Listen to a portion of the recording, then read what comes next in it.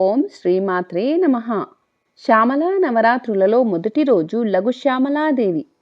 శ్రీ విద్యా సంప్రదాయంలో రాజా శ్యామల లలితాంబిక యొక్క మంత్రిని మరియు జ్ఞానశక్తిగా పూజించబడే దేవత అని మనకు తెలుసు. మరియు ఆమె స్వయంగా విద్యాక్రమ రూపిణి.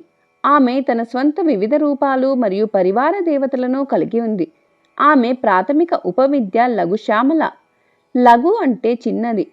ఎలా అయితే త్రిపురాంబికకి బాలా త్రిపుర సుందరిగా, అలాగే రాజశ్యామలకి లఘుశ్యామల, వారాహీదేవికి లఘు వారాహిని కూడా చూస్తాం. ఈ శ్యామల ఎందుకు లఘు? ఆమె రూపంలో చిన్నది కాబట్టి. ఆమె మంత్రం చిన్నది మరియు ఆమెను ప్రసన్నం చేసుకునే మార్గం సులభమైనది. మాతంగ ముని దేవి గురించి తపస్సు చేసినప్పుడు ఆమె రాజశ్యామలాగా కనిపించింది మరియు అతని కోరికపై ఆమె లఘు మాతంగి రూపంలో అతని కుమార్తె అయ్యింది.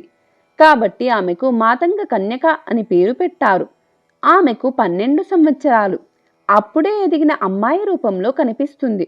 ఆమె యుక్త వయస్సు, ఎర్రటి చారలు ఉన్న తెల్లని వస్త్రాన్ని ధరించి వల్లకి అనే వీణను మరియు పువ్వుల నుండి సేకరించిన తేనెతో నిండిన పుర్రె కప్పును పట్టుకొని ఉంది. ప్రతి ఒక్కరిని ఆమె చిరునవ్వుతో మంత్రముగ్ధులను చేస్తుంది. ఆమె చిప్పలతో చేసిన చెవిపోగులు, గుంజా గింజలు, ముత్యాలు మరియు బంగారు దండలు ధరించింది. ఆమె కొన్ని రూపాల్లో నెమలి ఈకలను ధరించింది.